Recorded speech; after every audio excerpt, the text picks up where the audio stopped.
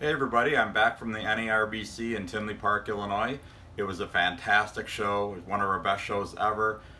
I'm so happy about how the show went, and I want to thank all of my customers down there. You made it an awesome show. I also want to say hi to everybody that I talked to down there again. It was great seeing a lot of friendly faces and a lot of old friends down there, so really good time. I'm paying for it now. I'm pretty exhausted yet. I spent the entire weekend talking pretty much continuously. My throat's still a little bit rough yet. I don't know if you can hear that or not, but anyway, it's been a little bit of a struggle since then. I don't know, it's just hard for me to keep up with those long weekends like that, especially with the drive and everything, but it was definitely worth it. Awesome show. It's my favorite show in the country, and yeah, can't wait till the March one coming up. Okay, so I'm going to show a few new baby ball pythons just hatched. We've got some really cool stuff here. A lot of this just shed. I wasn't able to bring it to the show to show it off. So let's just take a look at them now. First ones that I have here, this is going to be a clown-centric video, but I want to show something different first. So this is just a pastel banana genetic stripe.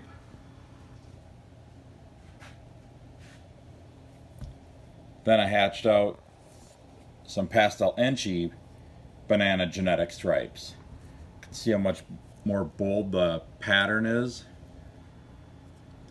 So with genetic stripe, I really think there's a lot that can be done with genetic stripe yet. You know, I put leopard in it earlier this year. That was a really nice accomplishment. I really like how those turned out. But I think Enchy's another one for a color enhancer. And basically, I want to make genetic stripes that have really bold stripe patterns and really bright colors. So the Enchy's going to bring the color in and a little bit of boldness with the pattern. And then the leopard, which I don't have one in this room right now, so I can't show you. But if you look at another previous video of mine from earlier this summer, you can see it. But the leopard brings out really bold, wide, thick stripes. I've only made the normal leopard genetic stripe so far, but hopefully the bananas are coming this upcoming season. So that's my plan with genetic stripe, at least one of my plans with them. I really like genetic stripes. Their popularity is kind of hit and miss a little bit, but I like them and I'm going to make stuff that I like, so hopefully I'll have some really stunning animals out from that project soon. Okay, now let's get to the other stuff. Looks like we're going to be seeing some clowns in this video. Let's just get right to a really good one. Okay, so if you've watched some of my other videos, you know I've been trying to hit on the genetic stripe clown. Speaking of genetic stripe, got a genetic stripe clown project going here too. I had 4 chances this year. I think I showed the results of the previous 3 chances. Well, I had 1 final chance, and it did not disappoint. Okay, this is from a banana cinnamon double het genetic stripe clown bred to a pastel lesser double het genetic stripe clown. And here's a lesser pewter that's possible double het.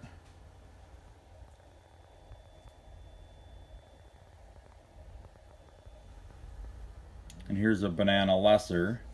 It's also possible double het.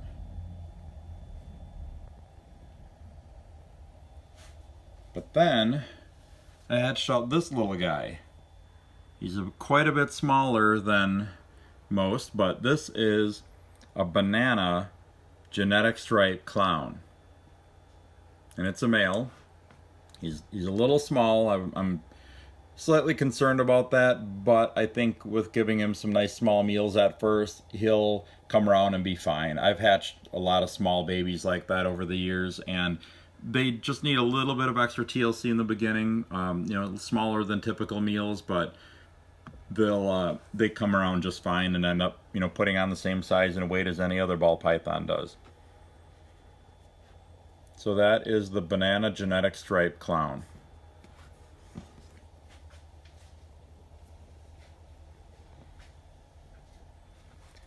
Okay. This next clutch is from a pastel yellow belly banana clown bred to an Enchi het clown. I hit pretty amazing odds in this clutch.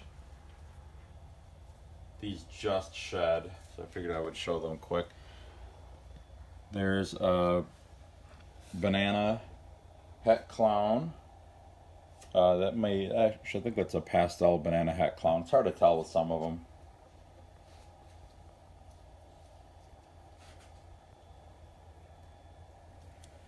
Okay, then here's a pastel het clown. That's a possible yellow belly.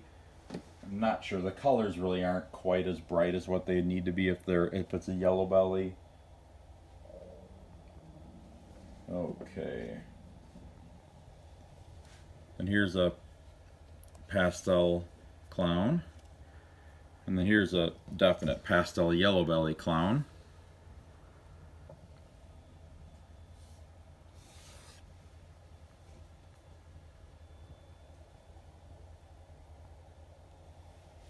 I believe that this one is an Enchi clown. This one's definitely an Enchi clown.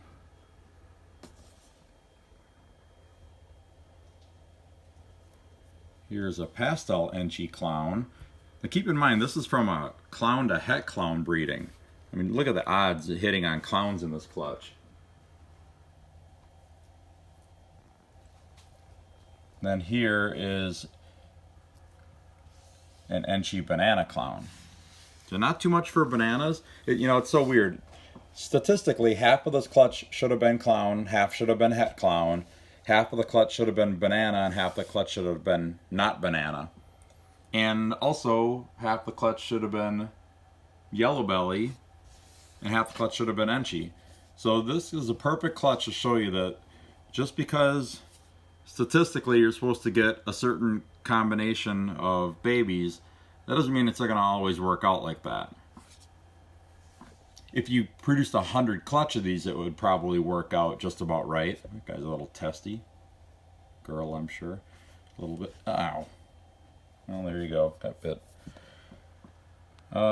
So anyway, that's that clutch. So yeah, it just doesn't, the odds don't always work out like that. But the more clutches you have of a specific project, the more it'll work out to more even odds. I don't know what is up with this one. She is nasty.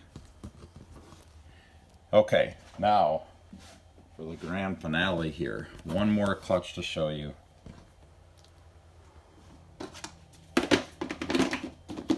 Okay, this clutch. You guys saw me cut this clutch open maybe 2 videos ago. Hinged Woma Clown to pastel yellow belly banana het clown.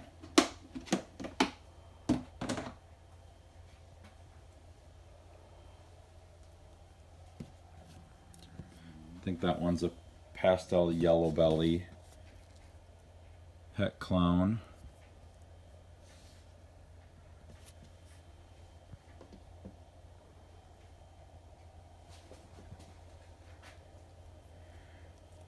Then we got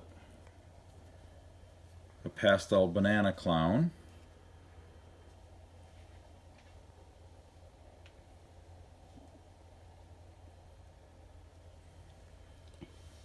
Here's a pastel banana hidden gene Woma het clown.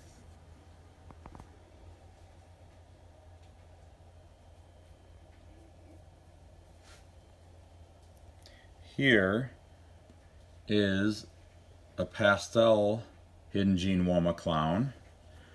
Now the colors are kind of, muted, not super bright and intense, but just look at that pattern. I just think that is so bizarre with that pattern and the face too. Look at that. All spotted, the head's all spotted like that. I really think this is a cool snake. Okay, but the last one here.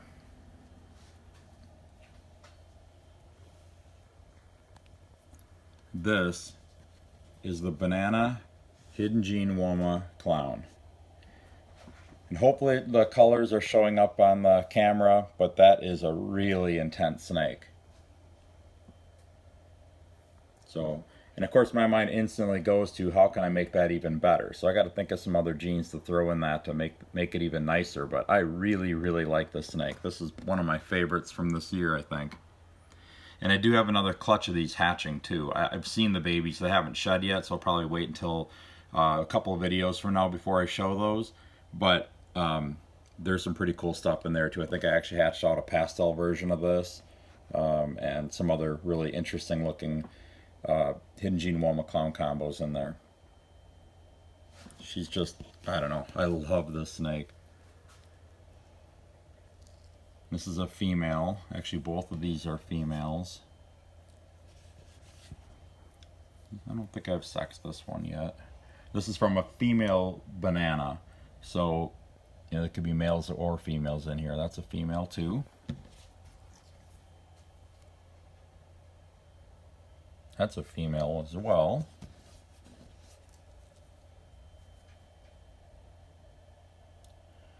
There. One male and 4 females. So that just goes to show you the sex ratio statistics doesn't even work out quite right. You know, with being a female banana, there's no male maker, female maker thing at work. So, you know, should have ended up with roughly half bananas, or I'm sorry, half males and half females. Of course, we got 5 here, so you think 2 of one and 3 of the other, but just worked out. This clutch had 1 male and 4 females, and I've had clutches where I've had all males and no females, and clutches where I've had all females, no males. That whole thing is just kind of random.